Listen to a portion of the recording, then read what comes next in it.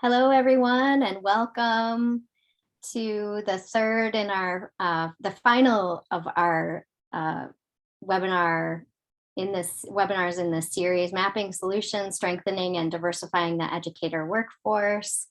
We welcome you as you're trickling in here. As you join us to fill in the chat box with just a quick hello to us. Let us know your name and organization, and go ahead and share one or two data sources that you use to understand your educator workforce. So that could be something as simple as, if you're looking at retention data, or it could be something more complex around diversity or around shortages. We'd love to hear just about those one or two data sources that you use. So please join us in the chat for that. And as you're doing so, I just want to welcome everybody and say that we're delighted to have all of you with us today. We've had we've been really excited to see how much engagement we've had from you, our audience, and how many of you have been consistently with us this entire time. So thank you for that.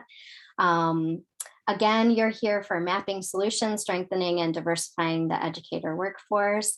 And I'm just going to do some quick housekeeping here as you're filling in the chat box to let you know that the Zoom protocol here, we're going to be recording this session.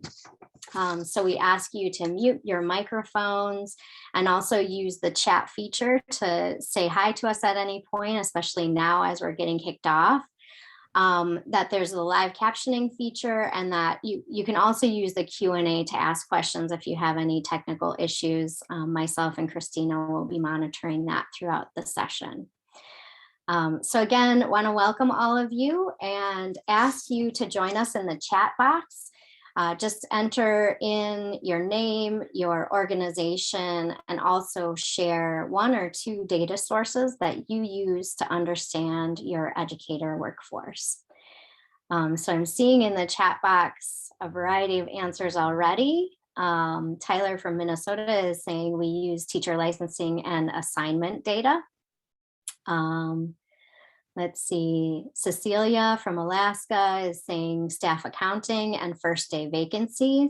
Yep, those are important variables for sure. Valentin, looking at California's staff and course enrollment data with staff demographics and assignment. Excellent, that's very useful. Susan from Oklahoma, we use state data to produce a teacher shortage report for legislators every 4 years. Yep, that's one of the best reports in the country, I would say, Susan, thank you. And let's see, lots of answers here. So thank you for filling in the chat. Kelly from a school district uses teacher licensing and surveys administered to staff. Also affinity groups began this year. Aaron from Kentucky uses data from statewide certified posting web application to review the number of job postings across districts. That's a good one. Also monitoring enrollment in teaching and learning CTE pathways for future teacher recruitment. Excellent. It's great to see you all. Thank you so much for filling in the chat. I just want to welcome you. My name is Lisa Laughlin. I'm the Director of Strategic Partnerships for the Center on Great Teachers and Leaders. I'm here joined by my colleague, Jessica Giffen, who's a long-standing colleague and has rose through the ranks of AIR here and has been part of the GTL Center for as long as I have, for 10 or 11 years now. And is here to share with you just her expertise as she grows her content knowledge and has taken on masterfully all these different content areas. She'll share her understanding of GIS mapping, geographic information systems mapping, and her work with Colorado today. We also have with us Carolyn Hogue, who is joining us from the Colorado Department of Education. Carolyn is a champion of all things educator talent in Colorado, and we're delighted to have her as a part of our team on a project that we're working with Region 12 on, the Regional Comprehensive Center number 12. And just excited to hear her thoughts on this partnership that we've had, focused on primarily educator shortages and now building into the diversity work. So with that, I want to again just welcome all of you. The title of this third session is Mapping Solutions, Strengthening and Diversifying the Educator Workforce. The last two sessions, I'll just do a little recap here. The first one that we did was focused on historical barriers to employment of teachers of color. We also talked about the evidence base around teacher diversity and student success. And then our colleague, Dr. Constance Lindsay, also shared with us policy approaches for attracting and retaining a diverse educator workforce, and then how important it is to increase exposure of teachers of color in classrooms that need them the most. In that first session, we also talked about we gave a brief introduction to the GTL Talent Development Data Tool 2.0. And then in the second session, we delved in a little bit more deeply and gave a bit of a deep dive into that data tool as well. And then beyond that, we had a couple of guests that shared their experience working with us using the data tool, so improving teacher recruitment and retention in Lansing, Michigan. That work started just as a shortages project, and then after looking at the data became a diversity project essentially, or had a strand that was really focused on diversity. And then we also heard from Jamie Wilson in Reynoldsburg, Ohio, who talked to us about her experience in our regional diversity labs through our work in Ohio with Region 8 and the Ohio Department of Education. That work all focused on diversifying the education profession. So that's where we were at in the last two sessions. And then today, we're going to focus on geographic information systems and how to use those systems to build on the work that we have in the talent development tool to have more of a visual application of this work to address educator shortages and diversity. So with that, I'll just turn it over to Jessica and she'll give us the lay of the land. All right, thanks, Lisa. So I'm really excited to share about some of the work that I've been doing as part of the Region 12 Comprehensive Center with the Colorado Department of Education. So I'm going to build a little bit on what we talked about in our last session to present another lens through which you can think about how to focus your work around addressing shortages and the diversity of the educator workforce, and give you a demo and a tour of our GIS map and how it works. So last time we really made this connection about addressing both shortages and teacher diversity. We know from research that teachers are the most important within school factor driving student achievement. And then for diverse teachers also improve outcomes for all students. Outcomes such as graduation rates, student academic achievement, college enrollment. And this is particularly true for students of color. So if we address both shortages and diversity, we can ensure that all students, but particularly students of color, have access to effective instruction. And so that is why we think it's critically important to really explore both of these challenges together. And in our second webinar, one approach and lens to explore where you might want to prioritize addressing shortages and diversity is looking at the workforce pipeline. So where along the continuum of attract, prepare, develop, support, and retain do you need to focus? Where are you starting to see the gaps? And in that last webinar, we highlighted the Educator Talent Development Data Tool 2.0, which really showed where along on the continuum are you starting to see these gaps widen. We gave the example of maybe there is a district that's hiring and they think there's some implicit bias in their hiring. But then they take a look at the candidate applicants is proportional in diversity as the teachers that they hired.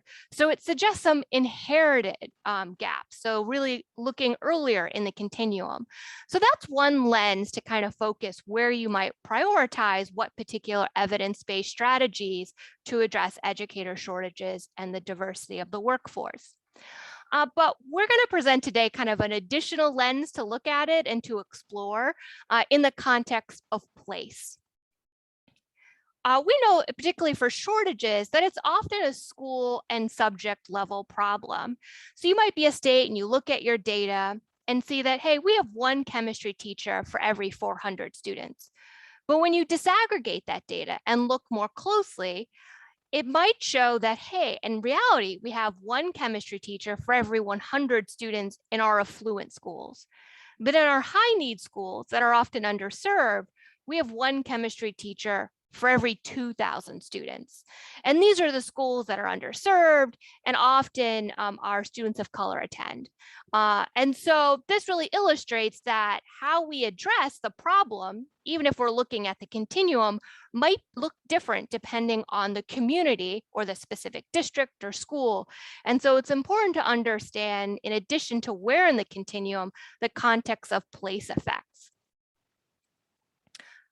So before we kind of explore place effects and what it means in a GIS application, I'm curious to hear from you all as you reflect on your own states or districts.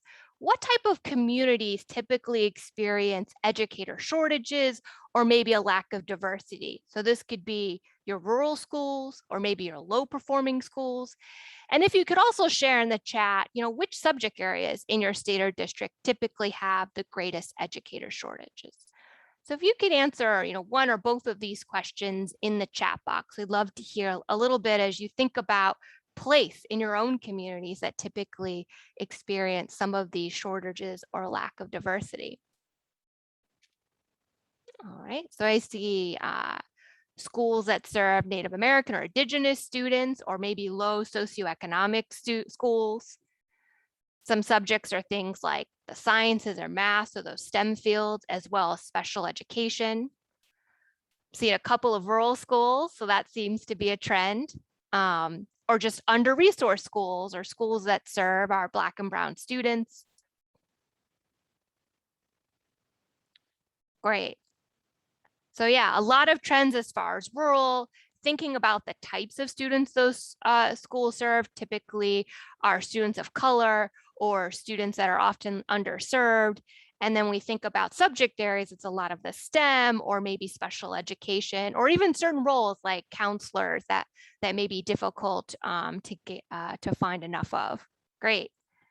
So thank you for sharing it. Hopefully you start thinking these patterns of those same places where maybe you struggle with shortages or the lack of diversity when we kind of look at the maps and see the impact place can have.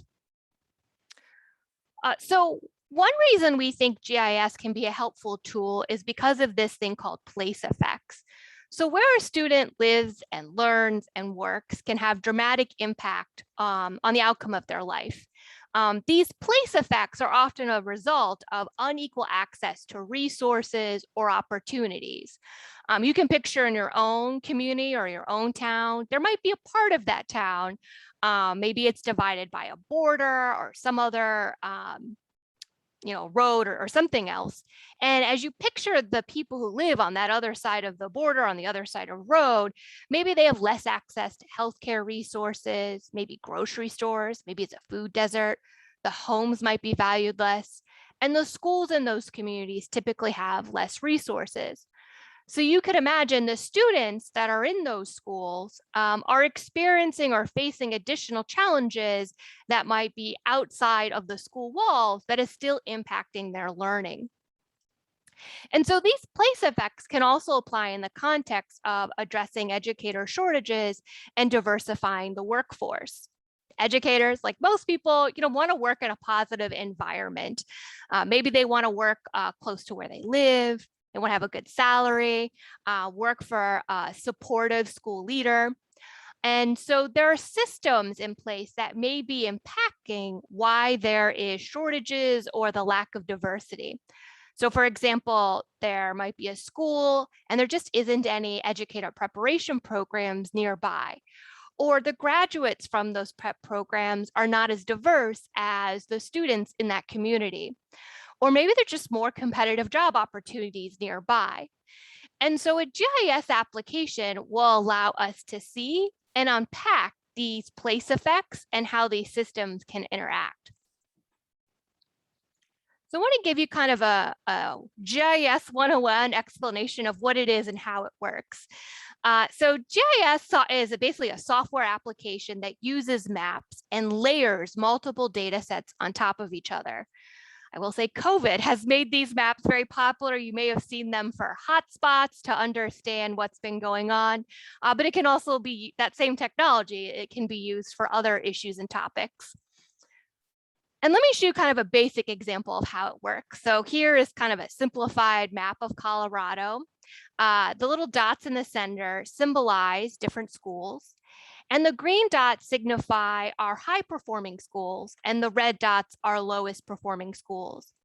The boxes on the right signify different data sets that we can layer onto this. So some K-12 data, some higher education data, maybe labor market data, and some other social or economic data. And then when we layer that data on top of each other, we can start to see that, oh, there are some interconnections between different systems that are typically impacting our lowest performing schools. And so GIS is a useful tool to bring together cross-sector entities and partners and policymakers to really see what are the challenges as well as opportunities as we try to unpack these different systems challenges. And addressing the educator workforce and diversifying it is a systems problem. There are many players that impact how to address these challenges along that continuum. It's educator prep programs to the SCAs, to districts, to schools. So everyone has a different role. And so this can be a tool to bring together those different stakeholders to see where are their challenges, where can we partner and collaborate together so that we can convene those right people to take the right actions at the right place. So that's kind of the GIS 101 to sort of explain how it works. And so now I'm going to give you a tour and demonstrate an example of how this map might work by showing you the map that we built with that Region 12 Comprehensive Center project for the Colorado Department of Education. So I'll give you kind of a quick, not an intense tour, but show you a little bit of what it looks like and how it might work. So this is the GIS application that for the Colorado Department of Education. It's organized in these various dashboards, which are centered around a specific essential question. So you can see these different tabs at the top of the map. So this first dashboard is kind of the first essential question, which is really what's the status and what are the long-term patterns of educator mobility and attrition in districts and schools. So in the center, you can see the map. On the left-hand side of the screen is really the filters and drop-downs and buttons to kind of control what data sets you can see and manipulate in the map. On the right-hand side is our legend, so we can understand what is the symbology in the map. And then this box in the bottom right-hand corner, we have that on a couple of dashboards where they might define specific terms or other key things to know about the analysis. In some of the other dashboards, we also have kind of charts or graphs in case there's some other information we want to display besides just based on place. So in this map, you can see the districts that are highlighted in blue, and the darker the color of the blue, the greater the mobility and attrition rate. The little dots and squares all around signify the different schools. So we have circle for non-charter public schools, and then a square for charter schools. And again, the darker, more reddish orangey color means that they have higher mobility and attrition rate. We also scaled the mobility and attrition rate per 100 students so that we could clearly see some of the differences fairly between our rural and our urban schools. So you could imagine a small district with 100 students and then 10 teachers leave, that would have a rate of 10 for our mobility and attrition rate because we've scaled it per 100 students.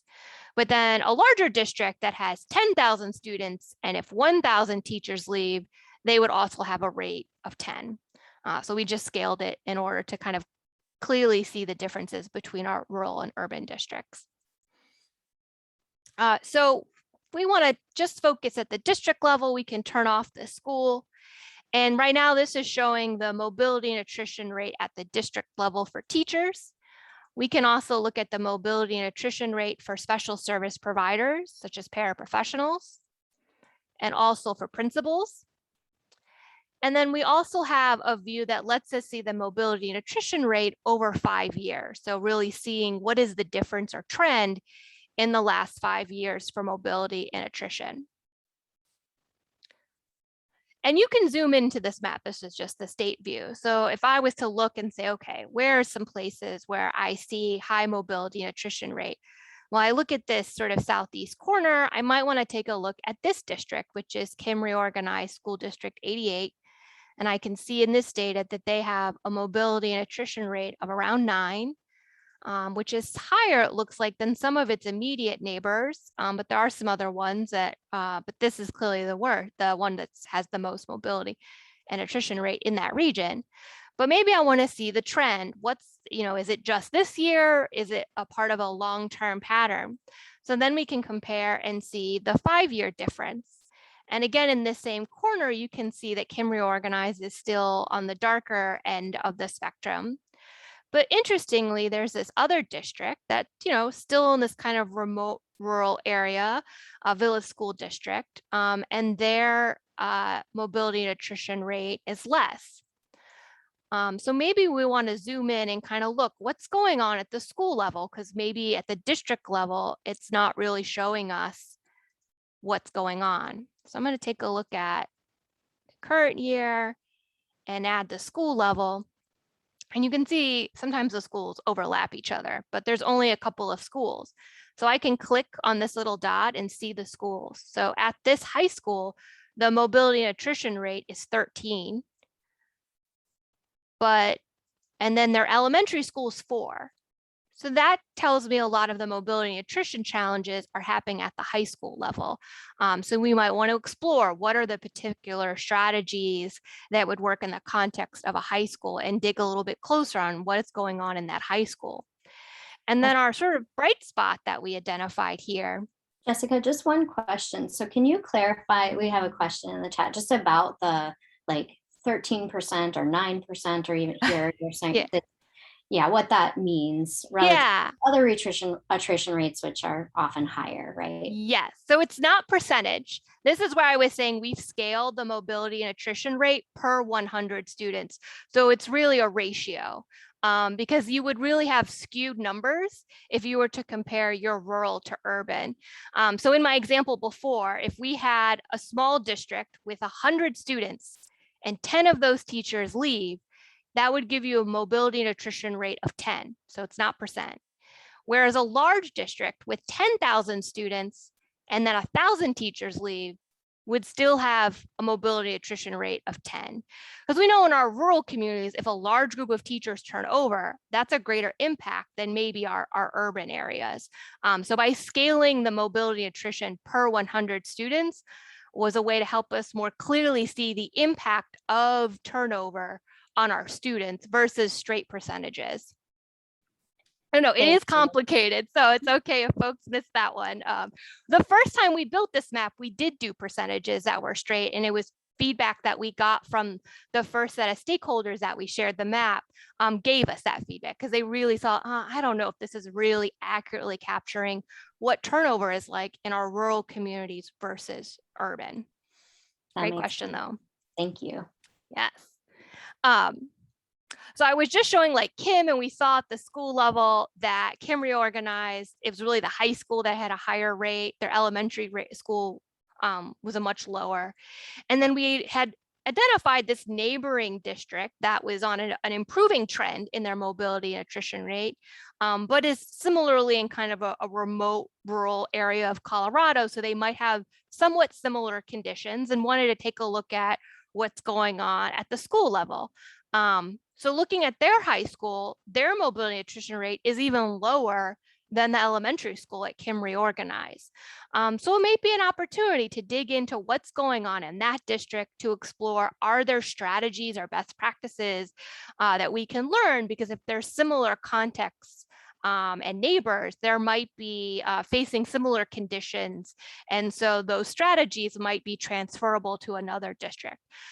So again, identifying a challenge as well as are there opportunities to learn. So I just want to show you all one more dashboard and give you another scenario of how you might use this map to identify challenges and opportunities as you think about addressing educator shortages. So in this dashboard, we're looking at the relationship between the location of preparation programs and district hiring needs. So now the district data we're using here that's highlighted blue is unfilled positions. So it's letting us know the vacancies in that district. We also scaled this per 100 students because again, more vacancies in a rural community would have a larger impact on those students. The squares and circles signify the different preparation programs, and the larger the square or circle, the greater number of graduates that comes from that particular prep program.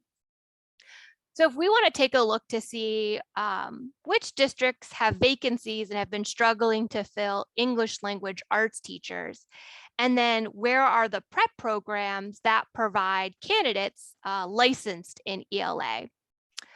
And then you can see there's quite a few prep programs that offer it, but mostly around the Denver and kind of urban areas here. Got a couple in the West. But interesting, this little district here, which is Sargent School District, which is kind of in the southern part, is the district with the darkest, so meaning it has the most vacancies per 100 students in English language arts. But interestingly, there are two prep programs right next door. They have Adams State University, as well as this regional BOCES, or that provides alternative licensing programs. So on the flip side, I'd be curious to know, okay, there is a prep program nearby. They prepare only a small number of English language arts graduates. There was like one. But maybe we could bring together district folks from Sargent with Adams State University to explore partnerships. Maybe they can do a grow your own program or explore other ways to partner to expand the number of ELA graduates who could then be hired in this district. I'm also curious to know, does Sargent hire graduates from Adams State University? And so we have another tab on this dashboard that lets us see where do the graduates from the various prep programs, which districts hire them. So I've already filtered it for Adams State University, and you can see some of their immediate neighbors and the district they're located in hire graduates, but our little Sargent here, this little guy here, is now highlighted in blue, which tells us that they've not hired any graduates from that prep program. So we might want to explore why. Is it because there's a lack of partnership? Is there some sort of reputation in the district?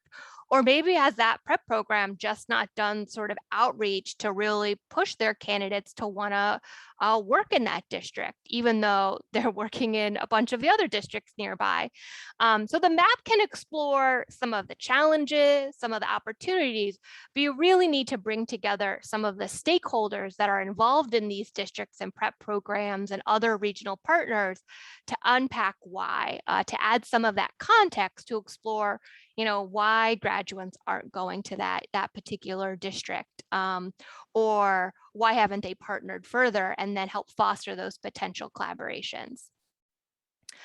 So there's a bunch more dashboards. I won't go into all of them, but wanted to just give you a quick tour of how it can work and how you might be able to use this tool to explore shortages as you think about how you might strengthen the educator workforce. And so I also just wanted to ask you all, as you think about now that you've got a peek at the map, what type of data would be most interesting to you to layer on your educator workforce data and why?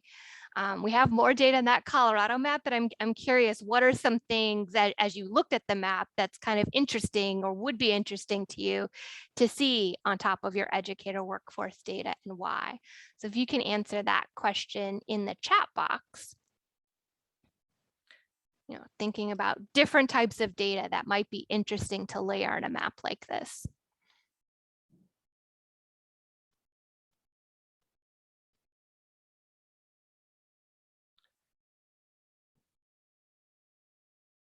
Great. So I see things like the ratio of teachers of colors to students of color. That's a great one. I'll just preview. You will get to see that later on in this presentation. So I like this segue. Poverty data from the census. Yes, kind of trying to understand the communities outside of our schools. Housing availability. Yes, that's a big thing that I think we want to add to the Colorado map because they have this resort community. And so it's so unique that really makes housing more expensive. And I'm sure other places have other kinds of impacts to the cost of housing. Oh, community income. So yeah, data to understand what are the salaries of the community in there, like the median salary compared to teacher salary.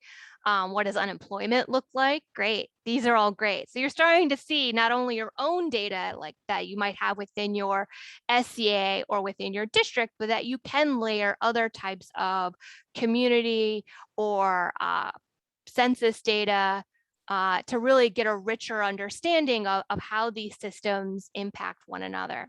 Great.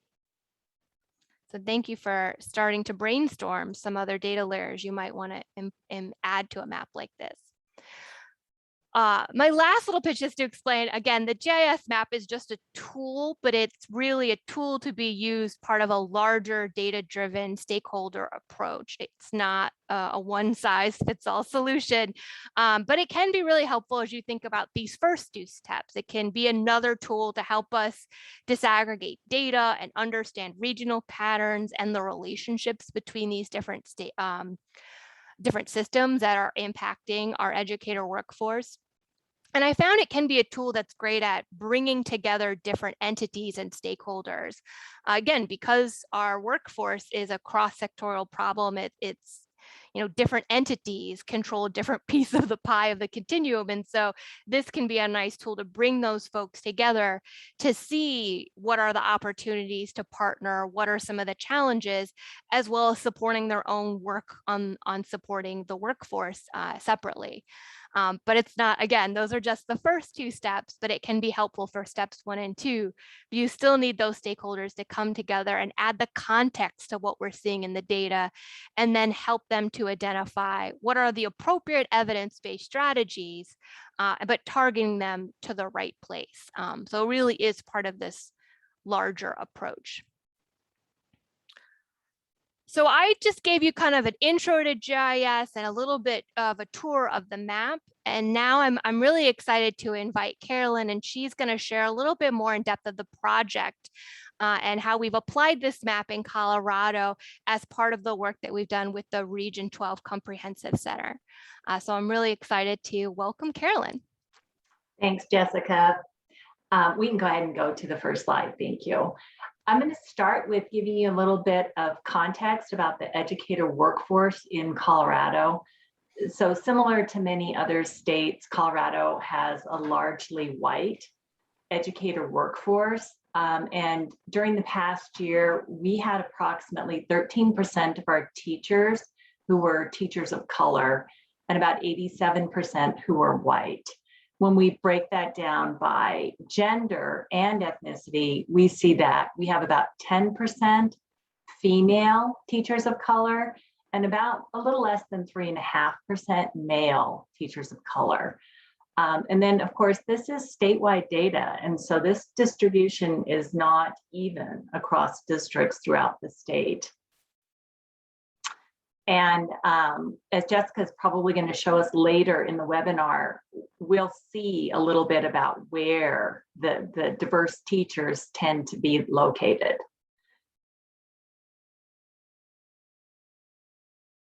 And then in this next slide, this is a little bit of context about our shortages, our educator shortages in Colorado. So 3 years ago, Colorado instituted a mandatory reporting system for all districts where they have to report to us the number of positions that are open at the beginning of the school year by teaching content area, by principals and assistant principals, by special services providers, and for paraprofessionals as well. So we collect that data very systematically statewide now, and we have 3 years of results. And our 3 years that we have so far show pretty stable patterns. It will be interesting to see what this coming year shows, but we don't have that data yet. From the shortage survey, we do know that there are about 14% of the teaching workforce that turns over yearly. And of that, about 1 in 6 of these teaching positions that turns over has to be filled using a state authorized shortage mechanism.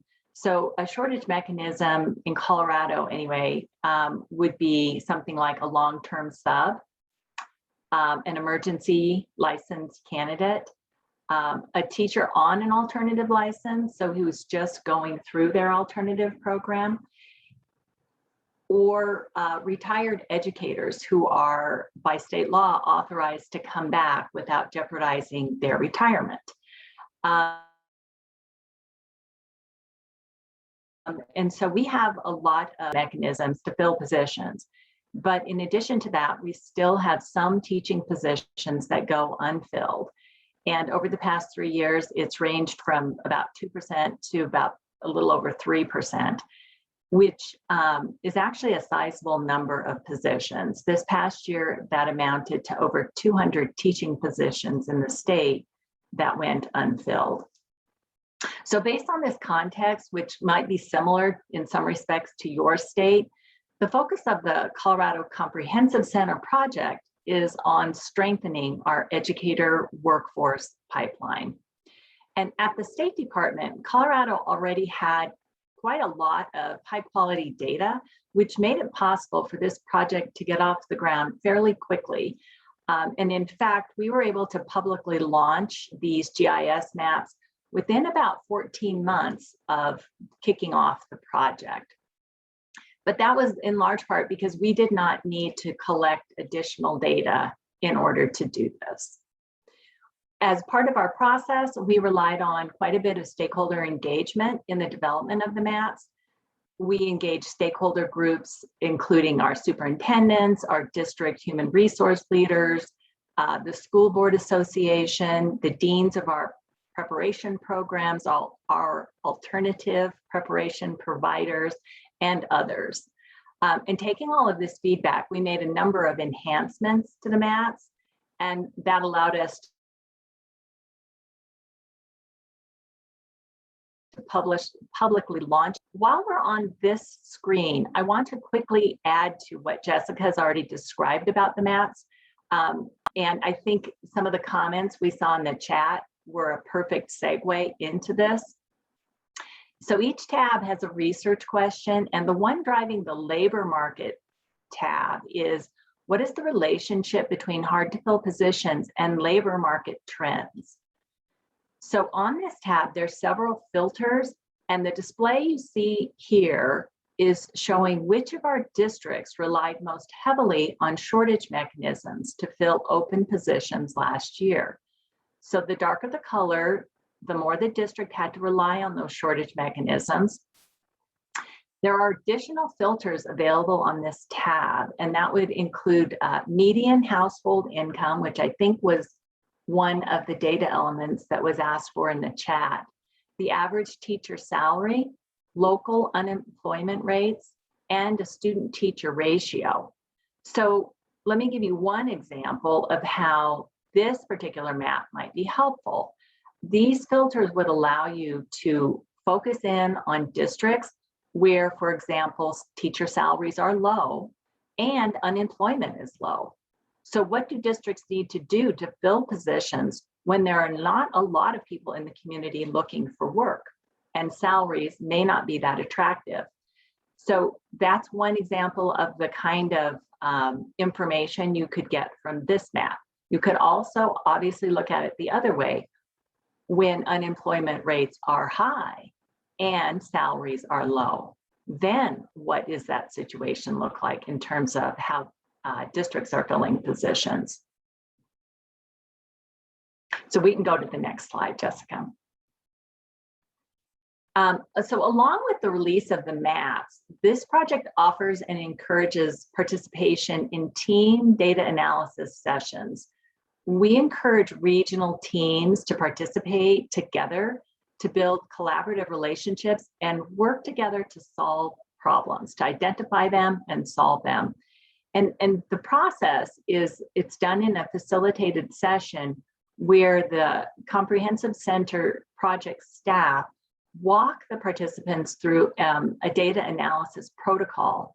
And by doing this, the participants uncover findings and they make interpretations from the data in their region. Later this fall, we're also going to offer facilitated community of practice sessions so that the folks who participated in the data analysis sessions and identified some issues can now start to come back together and focus on root causes and start developing action plans.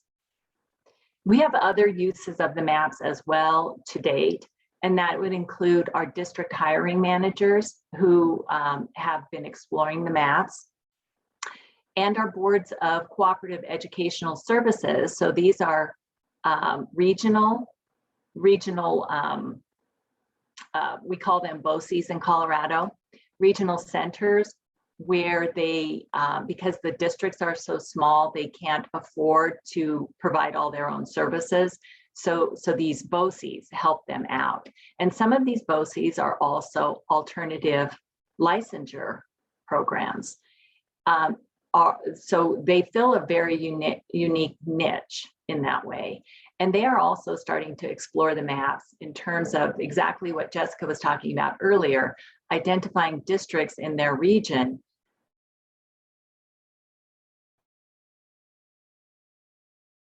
that they might be able to reach out to and help fill positions with through the alternative licensure program. We can go to the next slide, Jessica. So this slide gives us a snapshot of a couple of examples of the interesting insights that these data teams gained when they were working through their data analysis sessions. This is just a snippet to give you a flavor of the kinds of things that are in the map and the conclusions they're drawing. We had a team of districts and their nearby preparation program that was interested in looking at findings based on data related to economic factors, so like household income and teacher salary, and equity in terms of serving students of color and students who are eligible for free or reduced lunch. And through this process, for example, one finding was that overall teacher salaries they found were competitive with median household incomes in the region. However, they also felt that teacher candidates may perceive that they can earn more in a non-teaching profession. Additionally, despite these competitive salaries, they were also worried about housing costs, that housing costs in that area might be prohibitive for people to actually have teaching careers. So like I said, this was the data analysis session, and we'll bring this team back together again in the fall through the community of practice to facilitate seeing this in the data. What might we do about it? Thank you. So after analyzing the data and identifying root causes, there'll be a step that will require brainstorming strategies to address problem areas and selecting actions. And to do this, the project is developing some resources that leaders can pull from. And a couple of these resources include a 50-state comparison brief on strategies and approaches to attract, prepare, and retain teachers. So this is available both, I believe, in the link posted in the chat. Yes, Christina just posted it. It's also on our Colorado Department of Ed website, if you ever need to come back to it later. And it's a very thorough look at what is going on across the country. And it was published in April of 2021. So it's very, very current. A second resource that is under development right now is this Bright Spots, we're calling it a Bright Spots report. And it will shine a light on Colorado schools that are beating the odds, using effective local strategies and approaches to retain teachers. So we anticipate having that at some point this fall, but it's under development right now. And then my last slide here is really to talk just for a minute about some of the lessons we learned in hindsight now, having been in the project for what, a year and a half or thereabouts. One of the things we learned was that depending on the audience, it might not be immediately clear how the GIS visualizations can be useful. So we found that having specific examples of findings is important. And it's also important to have repeated communications about the availability of the maps and the data analysis sessions. Like I'm sure is the case in all of your states too, educators are very, very busy here. And if you just say something once, it is not likely to be picked up on. And so we have had repeated communications about this, and we continue to do that. And I would say the second main lesson learned is something that Jessica alluded to as well, that collaboration across teams who may have worked in silos can be a shift of mindset for some people. The coordination for problem solving across agencies and groups might be new. The maps are really only tools, and analyzing the data is not where the real work will live. The more challenging work is going to be in identifying solutions, implementing solutions, maintaining new processes, new ways of working together.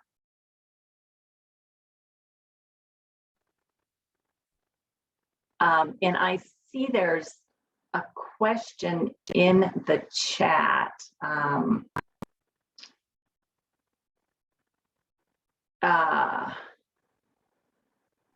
So the question is, when you calculate the teacher shortage percentage in Colorado, is it based on real-time openings or ones that would be open if strategies districts used to fill positions were not in place, i.e. forming larger classes, secondary teachers taking on extra classes on extended contracts, et cetera? So that's a great question. So this is based on real-time openings. This does not take into account the extent to which districts have already stretched things. This is after stretching what is still open. And in large part, when they have the open positions, like I said earlier, we had about 200 positions that never got filled last year. This is exactly what they're going to end up doing to fill those positions, forming the larger class sizes, putting teachers on extended contracts, having administrators teach classes, et cetera. So I'll turn it back to you now, Jessica.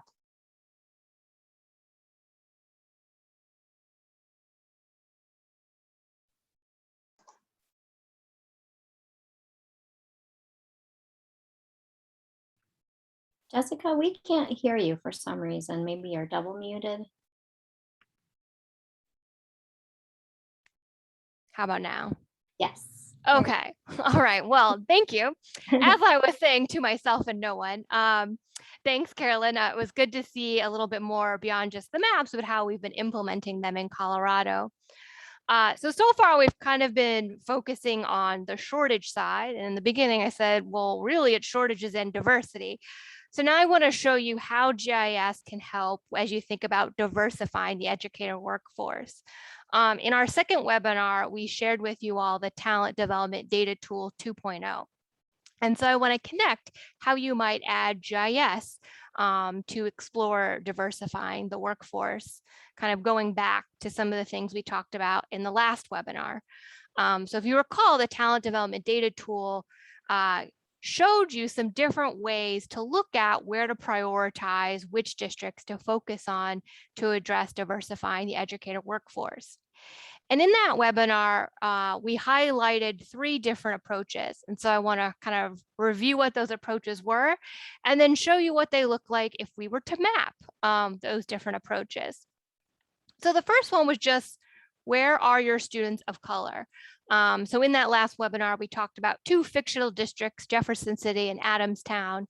And in this approach, you would choose Jefferson City because they have 75% students of color, where Adamstown has 25%. And so if we were to map that, you could see in Colorado, where is the focus of their students of color. So the districts highlighted in red have the greater percentage of students of color. So perhaps not surprising, you see a lot in places like Denver, Colorado Springs, Pueblo. But interestingly, if you don't know Colorado, there's a giant section in the southern part of the state where there's a lot more Hispanic and Latino students. We see a little bit in the mountain range here. So it gives you a picture of some of the regional patterns of where you see concentrations of students of color in your state or district. So that was one approach. The second approach was to focus your diversity efforts in places that have a larger gap between the percentage of students of color and teachers of color. So again, in our fictional example, Jefferson City has a gap of 25%, where Adamstown has a gap of 20%. So again, you might want to focus in this approach on Jefferson City. So again, I want to show you, what does this look like if we were to map this approach in Colorado? So again, the places that are in red have the largest gap or difference between teachers and students of color. So again, we still see Denver, some of the neighboring suburbs, Colorado Springs. Pueblo is no longer red. We see some of those same districts in the south, but not all of them, still some in this mountain range. So pretty similar from when we looked at just where are the students of color, but you're starting to see some differences now if we were to focus on where do we see a gap between teachers of color and students of color. And then the third approach, where we spent the majority of our time talking about in the last webinar, was looking at the ratio between teachers of color and students of color. So this would take the number or rate of your students of color and then dividing them by the teachers of color. And so trying to focus on the places that have that larger ratio. And so this approach is based on some research from Hansen and Quintero from the Brookings Institute. And if we went by this ratio approach, now our fictional districts, the ratio is larger in Adamstown versus Jefferson City. And the rationale for, encouraging this approach is that the students of color in Adamstown or other places that may have a larger ratio between the students and teacher of color are less likely to ever meet a teacher of the same race. And so they may be more vulnerable and exposed to things like bias and discrimination than the students of color in places like Jefferson City. Because they have 50% teachers of color, they are likely to have a teacher at some point who looks like them. And so they are less likely than maybe the students in Adamstown to experience and be exposed to those bias and discrimination.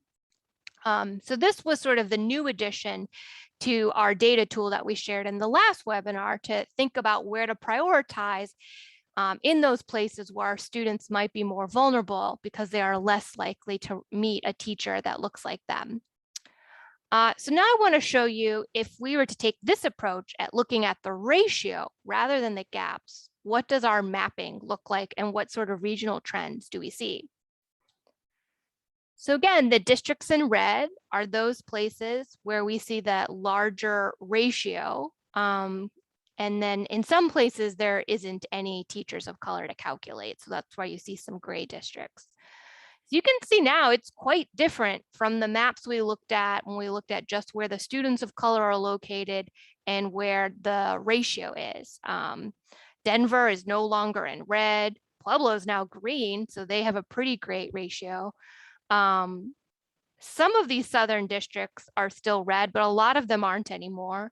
And there's a lot more kind of south of the mountain range, some more in this upper corner here. So you're starting to see different places when we look at the ratio. And these are some more remote rural places. And so, there may just be one student of color in all by themselves. And so this kind of highlights that those students might be more vulnerable, and you can see some different regional patterns as you think about where do we want to prioritize.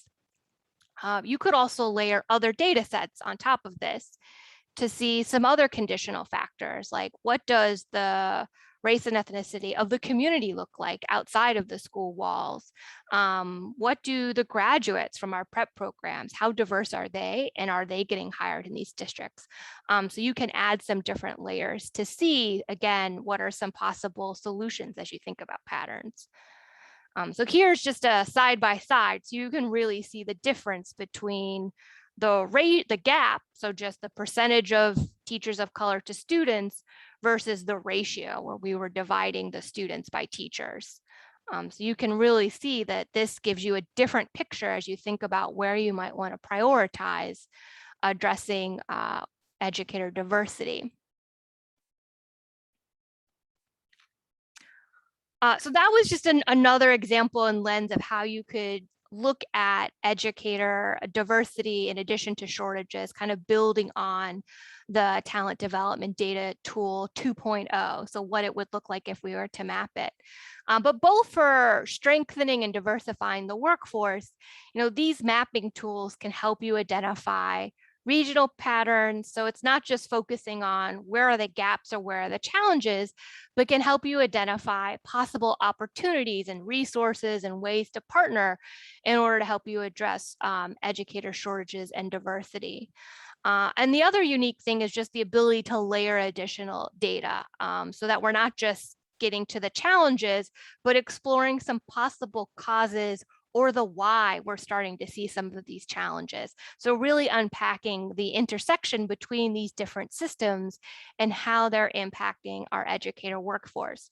Things like all that community data that you were talking about being interested, like salary, unemployment, what does the community look like? So we can layer that on top of our workforce data to get a clearer picture of these systems. And really it can be a helpful tool for convening these different cross-sector entity partners. I don't know what, they find the tool very cool. And so it's often a great way to bring folks together who are often siloed, as Carolyn mentioned, so that they're really exploring possible challenges and solutions together, possible partnerships. So again, that we can help make sure that we're bringing together these right teams so that they're taking the right action, so the right evidence-based strategy, and targeting it to the right place. Educator shortages and diversifying the workforce is a systems problem. So there's not going to be one strategy that works for a state or a district. It might require looking at a couple of different strategies, but targeting those strategies in the right place based on what's going on in that context. And so GIS mapping is a useful tool to help you think about what's the right strategy and targeting it to the right place. So I will turn it back to Lisa in case any of you have any questions. Thank you so much, Jessica. That was really brilliant. There's nothing like seeing the visual impact of that process. So thank you for your presentation. So we just have one question in the chat right now. Which states are using the GIS map tool? Jessica, do you want to cover that one? Yeah, so as you can imagine, this tool can be used for a variety of content areas. We've built similar maps for Texas to think about educator preparation and where they want to focus kind of matriculation patterns. So not necessarily focused on shortages, but really thinking about how to strengthen the relationship between prep programs and hiring. So really just one piece of the educator workforce pipeline. And in Colorado, we also use these tools a lot for work around not the educator workforce, but states' broader education to workforce pipeline. So we've done some work in New Hampshire, Vermont, Kansas, and there are probably more states. I'm naming the ones that I have built maps for. So we do, and then we've done some national maps too, focus on different topics. But for now, I think shortages, it's just been mostly Colorado and Texas so far. And the good news is we have the capability of building these tools now in a way that we didn't prior to this year. So really able to take both of our tools and build on them and have them speak to one another in a way that we didn't have before. So so it's exciting, and hope that we have opportunities to engage with all of you to build out this work. I don't see any other questions in the chat, and I see that we're getting close on time. Oh, one more here. Any work on the relationship between educator shortages, lack of diversity, and municipal county zoning? Yeah, nothing around zoning, but every state's a little different on like what's the right border. And we often adjust like some of our public data that's often at the county level. We can connect it to districts, which speaks a little bit more to an education audience.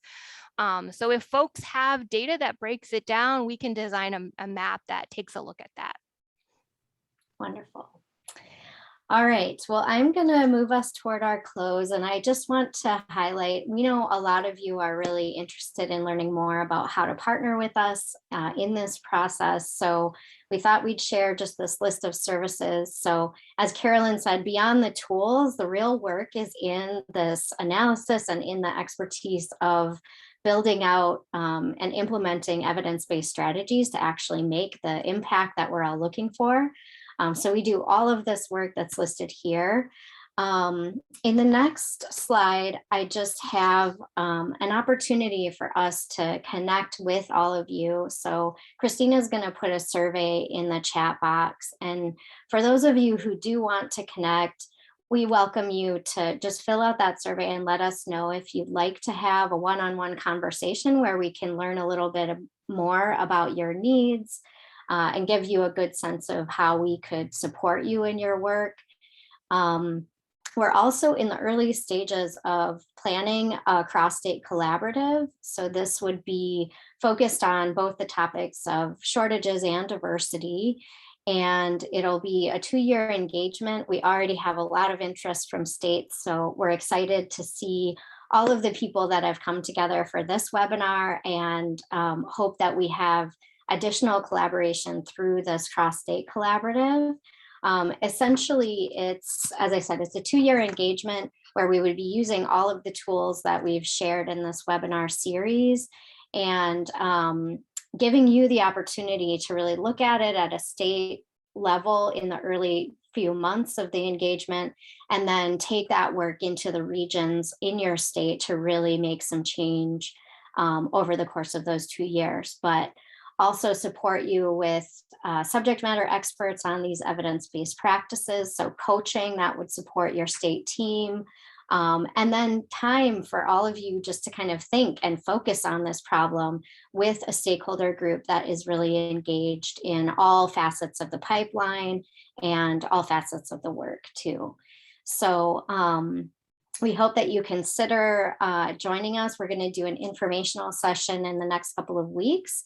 And so filling out that survey will give us information about whether you want to join that information session or not. So go ahead and fill that out, and that will give you, that will connect us in a way that keeps the conversation going.